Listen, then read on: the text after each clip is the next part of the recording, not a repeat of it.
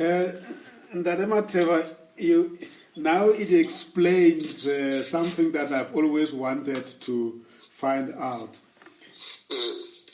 Every time I think of you, I think of Pretoria. I think of Tshwane. There's so much. There's so much connection between you and Tshwane. Okay. Because I've always known you to be in Tshwane, and I've never had you thinking of maybe moving to Midrand or Gauteng. It's like you and Gauteng, you and in Johannesburg, you don't see eye to eye with.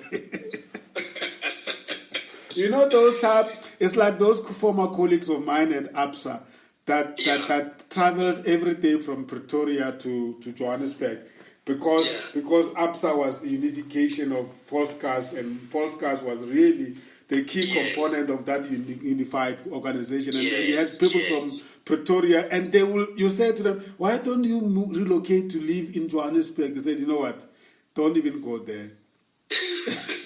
They are so much part of Pretoria, it's impossible to even encourage them to think of that. They will rather travel and will have 7 o'clock meeting. They will be the first one to be there. Yeah, in the morning. Yeah, so now, so it looks like Pretoria is the first world, it's the first home outside Gankwana that shaped you up. Yes, no, and I must say it treated me so well. Yeah. Was it because batho ba Pitori ba bolela Sepedi le Setswana and so or not really. Yeah. No, not really. I think the fact that I came here and found UNISA close by, then made me stay here because just from that one psychology module, then it was the next module the following year, the next module. Then in 1989, December, I got my bonus and resigned when we closed. In the construction industry, we closed for December. Yes. So when I focused on my studies full time, we would go to UNISA library every day. And being in Pretoria then made it very cheap because one would buy a monthly train ticket for close to nothing. Yes. Then it worked in my favor as far as my budget was concerned. And which township were you staying in? I was staying in Atteridgeville. Like you said, you either had an uncle or brother in the township or hostel. My brother was staying in the hostel for the first few years. I stayed with him in the hostel. Yes. Yeah. And in Salisbury. In Salisbury, yes. Yeah. So you must have been a fan of Pretoria Kellys, or was it gone by that time? It was gone, but I think it came back for a little while. Yes. Then it went dead. It went dead. So you did you continue playing football as well in the township? No, I wanted to, but then it wasn't working out. I remember I played for, there was a team called Sikukune something at ISCO. Yes. Remember, ISCO was also like the ad hoc mines. They had their own soccer grounds there, beautiful. So some of the guys from the area... At Eerste Fabriek. Yes, the Fabriek, yes. The other side towards Mamelodi, yes. Yeah. So, but I didn't play long because then I wouldn't have time to study. Remember, construction industry is not one of the most comfortable. You knock off late, you arrive home late, so you had to choose between soccer and... studies in this case. And studies, yeah. There was even a team, guys from my area had formed a team as well, but I couldn't play for that as well. So I had to choose. And so you have never been a Lekarapa Rangwana with fresh shoes when I say Makarapa atli, well, squat is a change. I think it was just for 2 years. For the first 2 years, because maybe with the one module it was not yet so difficult. But maybe even I wasn't yet sure whether I'll continue. But once I decided, I've passed this one module, so I'm continuing, then I decided, no, I have to make sure I get the qualification. I'm going to leave it to you now. Please take us through which other modules did you add? Did you know what you were constructing under that FPA? You know, the UNISA freedom sometimes can be a challenge. Yeah. No, but for me, it ended up working well. But I think that the first time when, remember, I did psychology, I then registered for Psychology 2. Then I thought the third year, let me do Sociology 1. Okay, let me look for something that I can do while I'm preparing to go full-time, sort of, for lack of a better word. And I'm sure by that time you were now enlightened by the various type of subjects that are... Yes.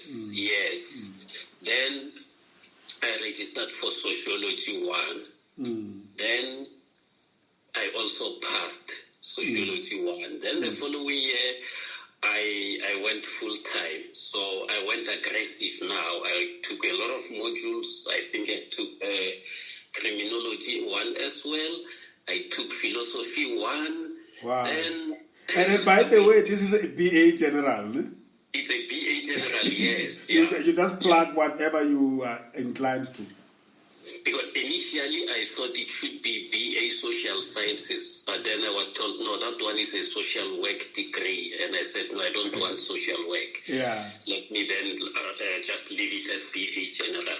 But I canceled the philosophy module, then continued with psychology, sociology as the majors. Then the other ancillary subjects were criminology, communication, and English. So tell me, you know, one subject that I feel is very underrated even today is sociology. Yes. And did you find it at that time? I mean, I wouldn't say there were no social ills, there were political problems. And today we have more social ills, and yet I think there's very few people that really take the subject. Yes. How did you find it when it comes to practicality of things? What were the social issues that you would look at as a way of aligning your theory with practice? No, I think the social issues were always the environment that I come from and the imbalance. But the worst of them was the way the system had pitted hostel dwellers against township dwellers, or township dwellers against hostel dwellers. Yes. I thought apartheid is so bad because it pits blacks against whites. But what is this then that township people look at hostel people as if they are not people? Yes. You could see that even in the trains. Yes. So I realized, no, there's something wrong with the society. But then also the poverty, the lack of services in the rural villages as compared to in the townships. The schools, the beautiful schools here in the townships compared to what we had in the villages. Then I realized, I enjoyed psychology a lot, but I was scared to get seriously involved in psychology because it always made me a Marxist. Yes. And it always, remember, it also had those years, most of this subject had different papers. Yeah. So there was also a paper called Industrial Sociology, which is highly related to what we call labor relations these days. Yes. So then I realized if I enjoy this one a lot, I'm going to end up not working, but trying to fight the system. And guess what? My parents and my father was already gone, but my mother, my family, the whole family system is looking up to me to do something for them. So let me rather focus on that side. So I told myself to enjoy psychology more than sociology, and the results reflected. Yeah. So you measured in sociology, you measured in psychology and sociology? And sociology, yes. Yes. Wow. And how long did it take for you to complete your degree? No, when I went full time, I just had to register what would be allowed for a particular year. So I resigned in 1989, then 1990, 91, 92, I completed. Yes. Yes, I got my degree. So what does full time mean at UNISA? It means you go into the library every day. Every single day, even on Saturdays. And you attend those workshops? No, you study.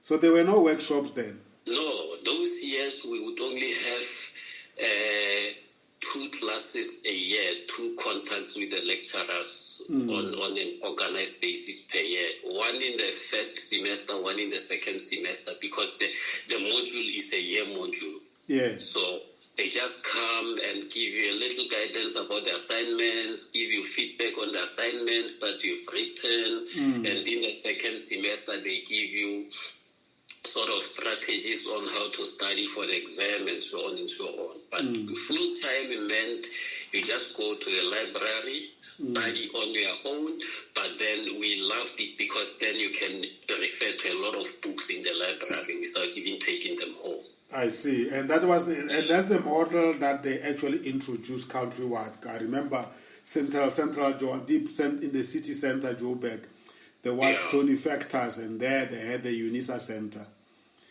And you will meet people there on weekends, reading and studying. Yeah. No, on weekends it was nice because you meet even older people.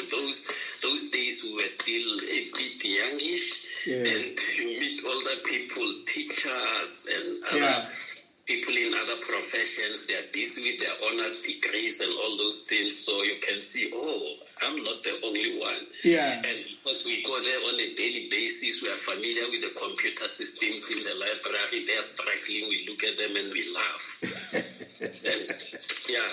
Wow. But it was great. So I assume that for you taking care of yourself in terms of food and everything, there wasn't a problem because your brothers you were still living with them, so they were Yes, No, that helped a lot. Yeah. That helped a lot, Wow. So when did you start working then? Then I complete my degree as UNISA in 1982. I graduate early 1983. Yes. And 1992. I graduate early 1993. For those who have good memories, they'll remember that 1993 was just before the new freedom. Yes. And that year was a very bad year because they were saying people are reserving jobs for themselves because they think Mandela is no longer going to appoint their kids. Yes. I couldn't find a job in 1983. Wherever I went, the Department of Labor had labor centers. I registered at the labor center as a job seeker. They even had some training. I did a computer course, Word Perfect. Yes. Oh, yes. Yes. Oh, my goodness. Yes. I forgot even those programs, Word Perfect. I did a Word Perfect course at the Department of Labor Training Center. Then I was ready. Degree from UNISA in psychology, Word Perfect course. But then everywhere the Department of Labor referred me to, especially the government departments, they would just manufacture stories to say, no, we're no longer looking for a person. I remember one argument was even that, no, but you don't have a UNISA degree. I said, but here's the statement of result or academic record and certificate. And they said, but you don't have a UNISA degree, you don't meet our requirements. So was the department at that time not yet transformed, obviously? It's an old government department then? Most of them, yes, So, and the Department of Labor would just refer you there. Yes. But when you get there, they come up with issues. So I couldn't find a job in 1983. I I got angry and applied for an honors admission at UP, University of Pretoria. Yeah. I got admitted. Come 1994, I don't have a cent to pay. But somehow I got an offer towards Christmas. Yeah. And I started working at the South African Police Service in 1994 on the 2nd of January as a Human Resource Practitioner. And but then I was already admitted at Tekis. I decided to continue with that honors. Part-time. They had a program called Tekis After 5. Or Text After 5. Yes. So but I didn't pay them because I didn't have enough money. Yeah. So I was just, I had to move to a flat in Sunnyside so that when that class ends at 9:30 p.m., I just catch one taxi to Sunnyside. So a new flat and all the expenses going with the flat and all the expenses going with related to a new job. You had to take care of whoever home. So, but I was lucky to get a study loan at Tekis. They had very good study loan facilities at a very low interest rate. Yeah. So I got that study loan and did my honors at Tekis. And your honors was honors in what? Is it HR? In psychology. In psychology. Oh, okay. Yes. Yeah. Wow. And you are not working now. No, I'm not. working. So you're working at the SAP as the HR. Yeah. Wow. So, but tell me something that I wanted to ask. When you got your junior degree, did you go home and throw a party in Limpopo? No, there was no money to throw a party. The money that was there, I forgot to say, remember when I was then full-time at uni, my younger brother was doing teaching, so the budget had to be split between myself and him. Yeah. So he also completed his teaching and started working in 1982. So in 1983, when I graduated, I went to UNISA and requested that my graduation be moved to the north. Yeah. Because when we completed the forms in the year, I said, no, it should be here. But then we, as a family, we agreed, no, there isn't going to be money to hire a Kumbi to come to Pretoria. Then I said, let me go and make a plan. I went, I think it was on a Monday and my graduation was on a Thursday. Yeah. I went to the registrar's office and sat down and said, this is the situation. I know everything has been prepared for me here in Pretoria, but guess what? I can't graduate without my family. Yes. This has to go to the old Teflup. Yeah. I think it was then the regional center or just where the regional graduations were held. Yeah. So, so the party was the fact that my family, my sisters, my nephews, they all got into a Kumbi and we went to the University of the North. Wow. At least they got to experience the moment. Yeah, it was for the first time they saw a university. It was for the first time they saw people graduating. So that in itself was a party. Yeah. When we came home, no, we couldn't afford because then the burden was on my younger brother. He was the only one working professionally. My brothers who were in Pretoria missed out because they couldn't come down. Funds didn't allow. So when you look at the journey, it was a struggle, but that struggle was contained. No, I think, discipline. That first classroom under the tree. That's where you got it. Yes. Yeah, that's where you got it. Sure. Yeah. So the honors was a great success. Yes, the honors was a great success. Remember those years, there was still this tendency to want to teach us in Afrikaans. Yes. At honors level in psychology. Just imagine honors in psychology. Sure. I remember one professor telling us blatantly that I get me a problem with Engels. Yeah. Ek het nog nie 'n mandaat gekry van die Senaat nie. Hooplik 'n mandaat kry sal ek klas in Engels gee. My goodness. And we thought, oh, wow. Yeah, but we had to stick in there. We reported him, a decision was taken against him, and we managed. So I got my honors. So it was only his making that they yes. Remember why they admitted us, the condition was that the classes will be in English, and sometimes a mixture of English and Afrikaans, but mostly in English. And but we were also lucky because, I don't know now, but then almost all psychology books were written in English and some translated into Afrikaans. There wasn't a single psychology book that was written only in Afrikaans. Yeah. The books were translated from English to Afrikaans, so we had all the right books. Yeah.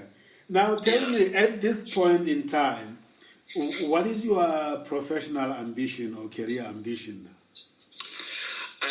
I work in the South African Police Service, but let me start afresh. Remember, I applied for the honors admission before I even got the job. Yeah. So I realized, in psychology, you either have to continue to master's level to be a psychologist. And I didn't think I wanted to be a psychologist. After realizing that psychology, I had to choose between counseling, clinical, and research psychology. Yeah. I love counseling and clinical, but I thought, but it looks like going to deal with a lot of problems. So I thought, no, let me use this to go into HR. Uh-huh. Those years, there wasn't an HR degree, a Human Resources Management degree. Yes. You either had to do psychology, sociology, public management, or industrial psychology. The only HR qualification was the IPM diploma. Yes. Yeah. Oh, that diploma revolutionized HR. Yeah, a lot. Yeah. So now I have a psychology degree, so I can't go back to the diploma. So I did my little research. I realized that, if I do my honors at UNISA, I might still be without a job. Yes. The honors in psychology at Dekis has a paper called psychometry. Once you pass that paper, then your honors will qualify you to be a psychometrist with some practical training that you do under a qualified psychologist. So that was, for me, the best way to get into human resource management, because then you can get into recruitment. So when I got the position in the South African Police, I wasn't necessarily doing recruitment. I was doing mostly labor relations. But then remember, I also had that sociology, industrial sociology part. Yes. That was also a foundation for labor relations. So in the middle of my honors, then I applied for a position at the municipality. Yes. And I think the person who already had an honors turned the offer almost after 3 months of ducking and diving, after they had told him he's the successful candidate. I see. Then they came to me and said, we know you don't have an honors, but you've passed the psychometry module and you're almost done with your honors. So we want to offer you this position. And I accepted the offer. Wow. And you resigned from the police? Yes. But something interesting that again takes us to our point earlier, that people in the rural areas, but even other people in some areas in the urban areas still struggle. Before I applied for a position in the municipality, a network of mine, a white lady that I worked with in the police service, who had also then resigned to join her husband at Sasol, connected me to, I wasn't supposed to have mentioned the name. Yes, that's fine. So my apologies. No problem. Connected me to that company for a general manager HR position. Yes. Because the then general manager was retiring in a year or 2 years' time. So he wanted someone whom he can mentor, but someone who's from the transformation category. Yes. And the lady thought, I've got the right person for you. Then I went to Sasol. I had a cousin who once worked at that company in Secunda. Yes. It's actually quite okay to mention their name, because that is they are a player in the employment industry. They will be approached. Okay. Yeah. Yes, that cousin of mine took me to Sasol Secunda to have a chat. I wouldn't even say an interview. To have a chat with the general manager, who got impressed and said, "You know what, Soli, finish your honors." Yes. And on the 2nd of January 1997, come to start here. I'm gonna mentor you for 2 years.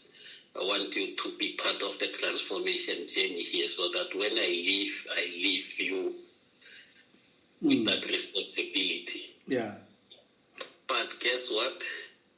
While I'm busy with the honors, I get a position in the municipality. I come here, I accept it, come here. And I think to myself, Secunda. That place is in the middle of nowhere. What am I going to do there? Pretoria has now become part of me. Yeah. I stay in Sunnyside, it's lively. Yeah. You go to the city center anytime you want to. Anytime I walk, yes. Yeah. So, and in the municipality, I've got a nice position with a car allowance. There are good career prospects, but there's no one to bounce the idea with. Yeah. Who could show me the long-term opportunities at both sides. Yeah. So I see only one side, and many of us have really done such type of mistakes. Yes. Yes, I guess so. So I don't even call them. I just continue with life here in the municipality. Yeah. But I also don't regret. I'm just saying, sometimes when you have someone who takes you by the hand, you can ask questions, you can bounce ideas with him. So, yeah. But at the end of the day, decisions are still yours, Yes. Sometimes you get all the people you bounce ideas with, and at the end of the day, you still take your decision. Exactly. Yeah. Wow. So for me, the decision was to stay here, continue here, and yeah. And am I right to say that your career then was really made at the municipality? It was made here because, I came here, then started as a HR officer / psychometrist.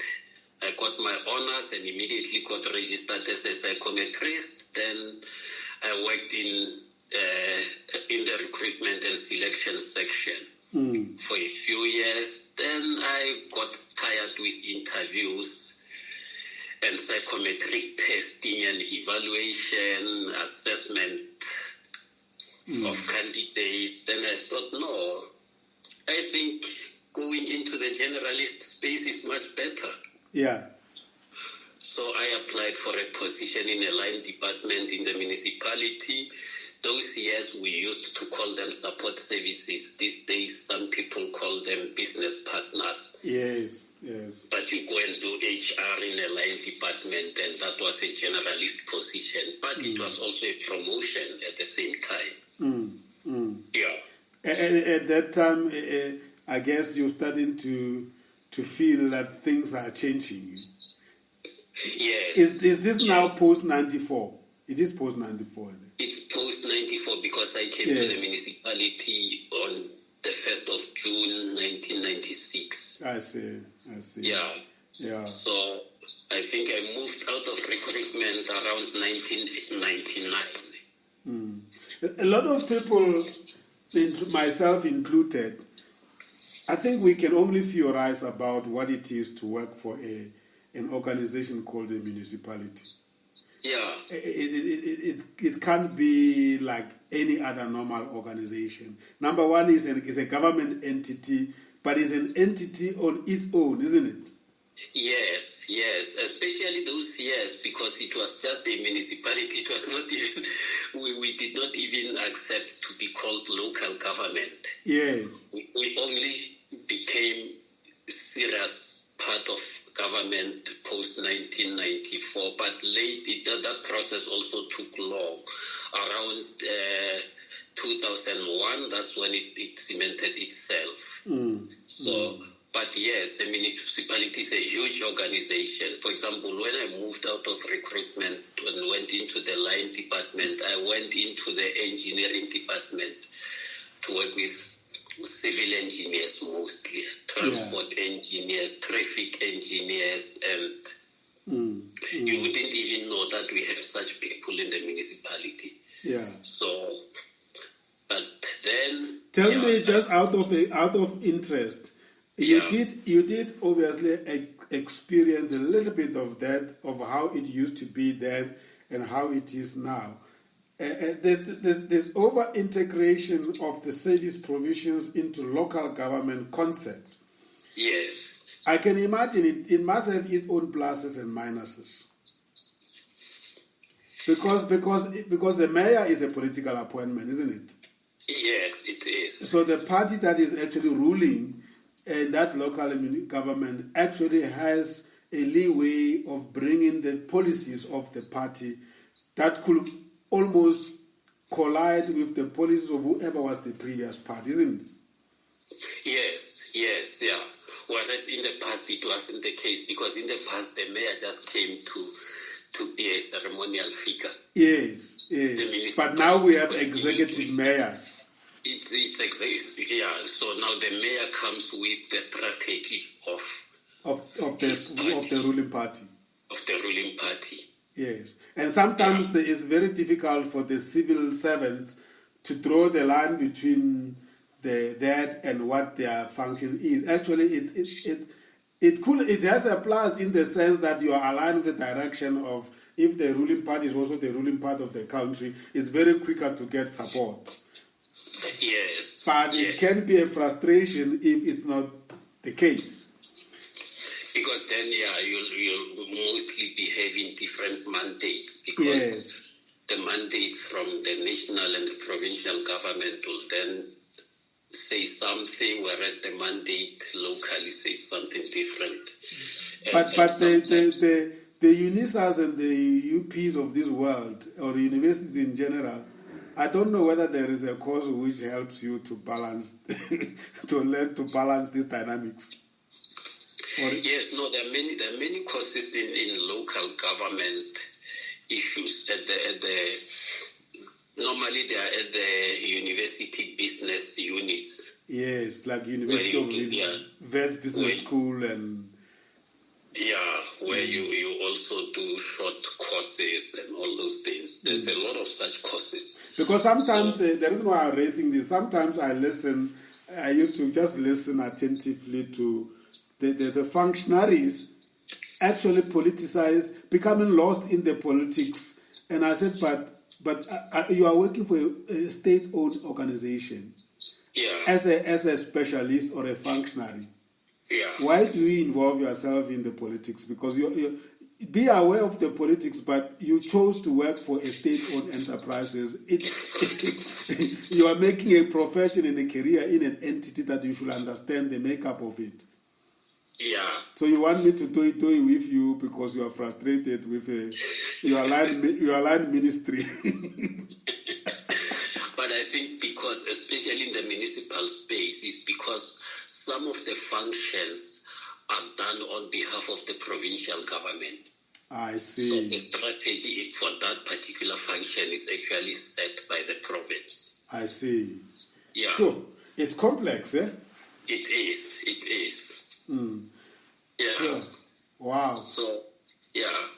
But now I go into a generalist HR position, but I'm strong in recruitment and selection and a little bit of labor relations. And I realized, I need to close that gap. I see. And there was, I then registered for a course at the postgraduate diploma at the Rand Afrikaans University, but during its last days, during the transition when it was transitioning into UJ, they had a course, a postgraduate diploma in Human Resource Management. So I did that, I enjoyed it, and went back to them to do another one in labor law. Then I was comfortable in the generalist space with those additional diplomas. Yeah. So you had the opportunity to taste 3 of the top Gauteng-based universities, man. UNISA, UP, and UJ. You're just short of it. Yes, yeah. No, I was lucky in that sense. Yeah. No, wow. I almost went to VET as well for their management advanced program. Yes. But then I thought, no, let me go back to UNISA for an MBL. So you went to the School of Business Leadership. Yes, because for some reason I knew the MBL for quite a long time, and I thought, no, I'm scared of it. And every year, even when I went to UJ for the 2 diplomas, I thought, let me while away time with something while I'm seriously considering the MBL. Yeah. And then, ultimately I decided, no, let me do it. But I think the other reason was also that I had now overstretched my finances, because for all these things I was always paying for myself, and I thought, the MBL is expensive. So, let me rather save a little bit, but then ultimately I decided to do it, and it was worth the while. So, but the university, the employer did not contribute. No. That year, I think the bursaries were focused on technical qualifications when I applied. Mostly engineers and other fields in the engineering and science space. Matheba, there is a story in your journey that is very educational. And I think it's important to bring it into perspective. You have consistently resorted to education to resolve the stuckness in your journey. What is it? And one cannot take it for granted that everybody else who gets stuck will see that as an avenue. It looks like you will sacrifice everything to do something with the hope that it will take you out of that stuckness. And indeed, it looks like that worked. It did work, and yes, it's still my philosophy, because I saw it without looking far. I saw it in my own circumstances. As I was the first one with matric in the family, my younger brother followed, my younger sister followed. I was the first one with a degree. My younger brother was the first one with a teacher's diploma, but as soon as he was done with his teacher's diploma, he also registered with UNISA for a degree. He now also has his master's. Yes. My younger sister also followed. She also registered for a degree with UNISA, and that changed our life. Yes, yeah.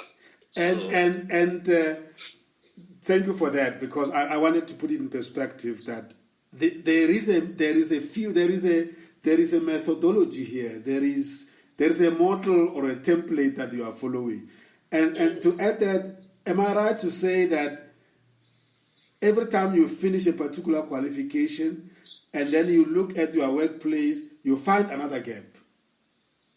Yeah. So it's not 100% that the one qualification ultimately give you the answers to everything you need. No, because for example, the MBL, I was okay in the case of the MBL. I must be honest and say, when I started doing the MBL in 2008, I was already in the position that I am now. But remember, the position that I am now was also part of the transformation that came with the new system of the integrated local government, where the people in charge felt that, no, this organization is not transformed. We need to transform capable people. So I then felt, okay, this position has now put me no longer in an HR specialist position, even though HR is still one of my functions, but I'm now looking at other functions as well. So it put me in a generalist leadership position. So that's why then I had to do the MBL. Then I didn't have a choice. I even said to myself, I'll never ever come to a place where a situation where I say I have enough money. I'm just going to do it. My savings check for the next 3 years is going to go to this qualification, because it was relevant for the position. So, yes, but in most cases, you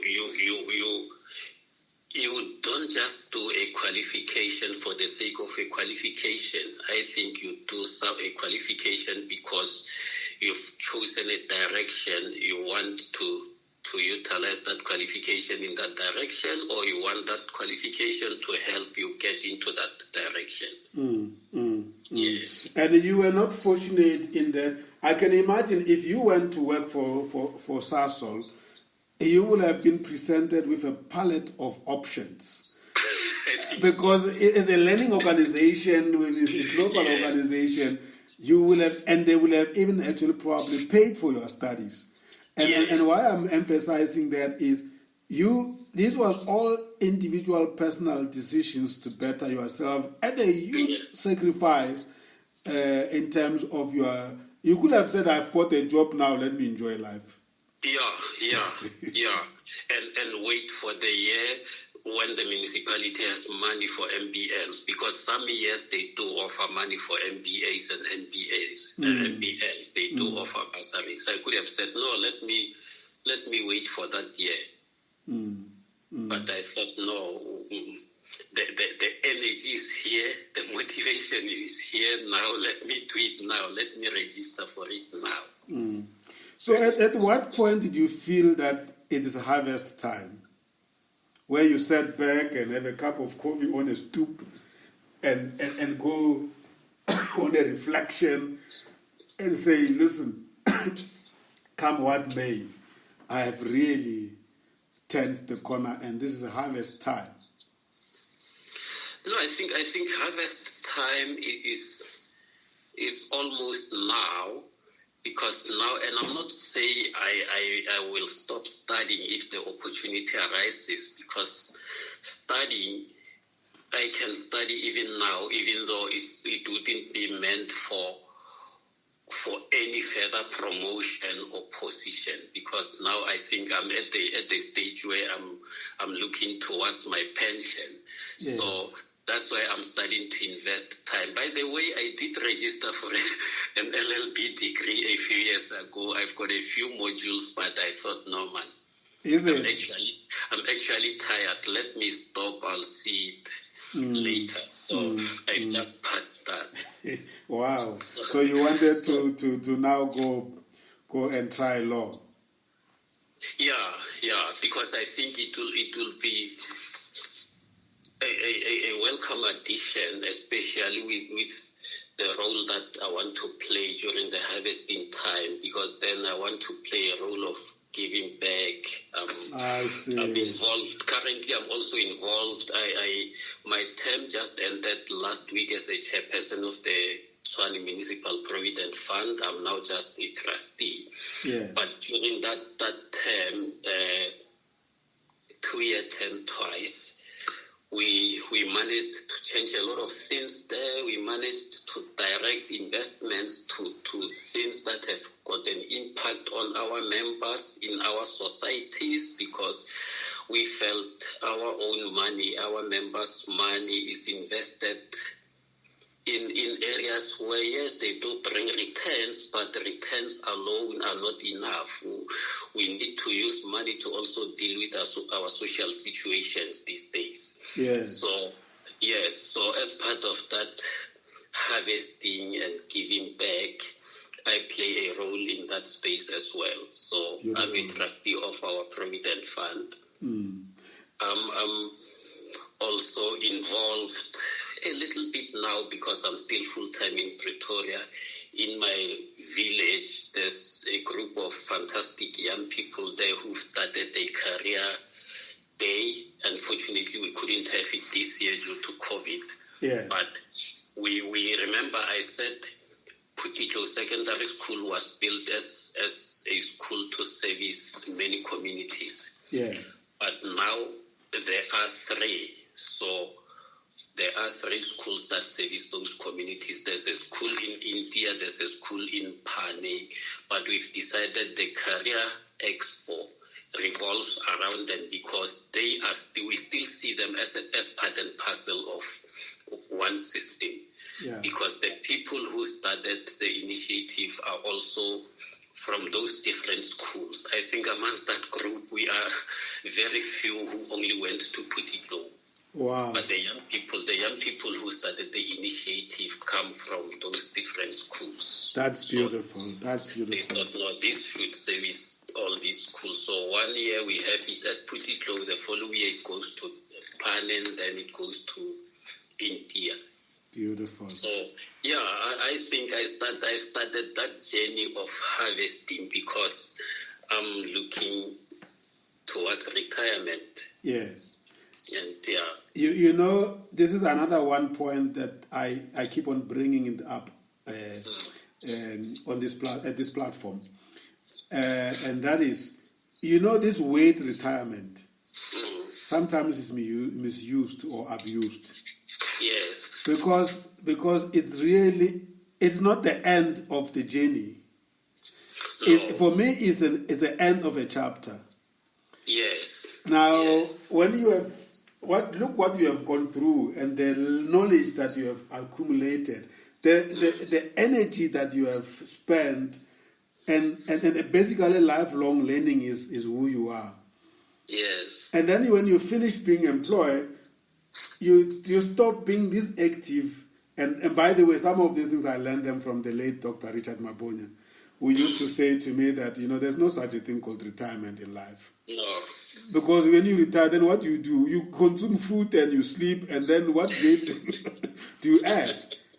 As long as you still have 2 legs, you have the mind and 2 hands, and you're still healthy. Yes. Yes. You can't really regard yourself as retired and then you do nothing. No. You can't even just enjoy traveling and do nothing. No.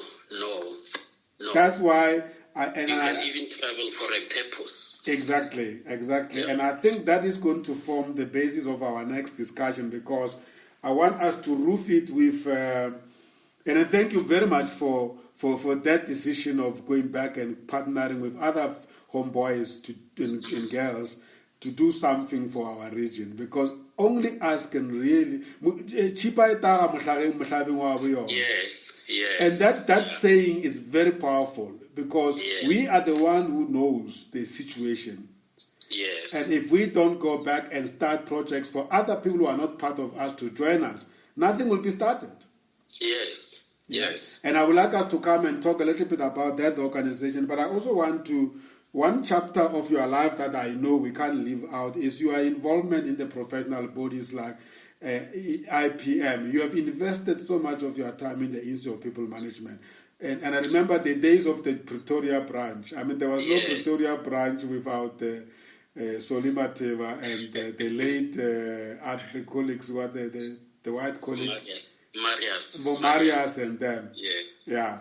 So it was almost like Mamelodi Sundowns against Pirates. You know, when we talk to Johannesburg branch, he said Pretoria branch, and then the Raj will say Durban branch and then Cape Town branch. And, I miss those days of positive contestation for the right reasons. Yes. Yeah. Let's come back to that because we can't leave that chapter out. And we'll combine it with your work in your forum at home, but also your new projects you want to retire into when you retire. But I don't like using the word retire. It's the end of a chapter and start a new one. Yeah. Lovely. I'll be back. Thank you.